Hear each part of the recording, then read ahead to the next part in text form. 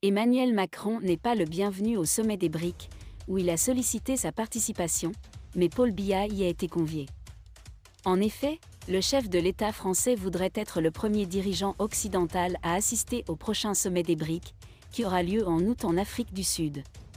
Désolé de vous interrompre, ce rapport peut contenir des commentaires soumis au choix de l'auteur.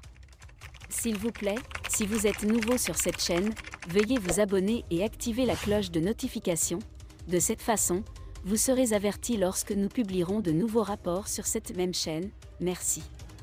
Une requête qui suscite l'indignation à Moscou, alors que la venue de Vladimir Poutine à cette rencontre est compromise par le mandat d'arrêt lancé contre lui par la CPI.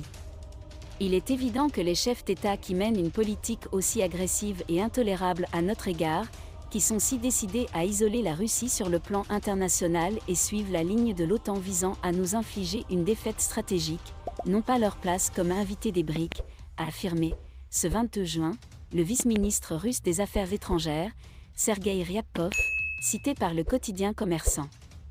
Certes, c'est l'hôte du sommet qui choisit les invités, a admis le diplomate, mais tous les pays membres des BRIC doivent être consultés, et nous n'avons pas caché notre position à nos collègues d'Afrique du Sud. Nous espérons que notre point de vue sera pleinement pris en compte. Le président sud-africain Cyril Ramaphosa a invité son homologue camerounais Paul Biya à participer au sommet des BRIC à Pretoria. C'est ce qu'a rapporté le porte-parole de la présidence d'Afrique du Sud assurant que tous les dirigeants africains ont reçu une invitation. Comme vous le savez, le sommet des BRIC est destiné aux pays membres des BRIC. En tant qu'hôte, l'Afrique du Sud a décidé d'africaniser certains éléments du sommet, c'est pourquoi tous les chefs d'État africains ont reçu une invitation, a indiqué Vincent Magwenya. Désignation du pays organisateur de la CAN 2025, l'humiliation de trop pour la CAF.